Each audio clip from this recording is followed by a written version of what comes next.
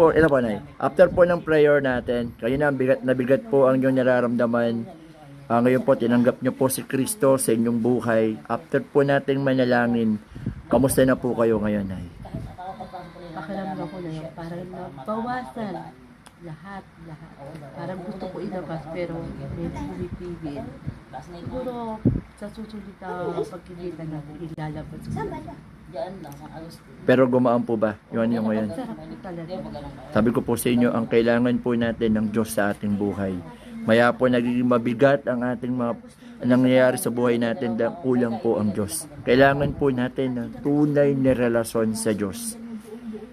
Opo, at pagtiwala po tayo sa ating pananampalataya, paniniwala po sa Diyos. At tutulungan po namin kayo na lumakas ang inyong pong pananampalataya sa Diyos at magkaroon kayo ng tunay na relasyon sa Diyos. Amen po. Amen.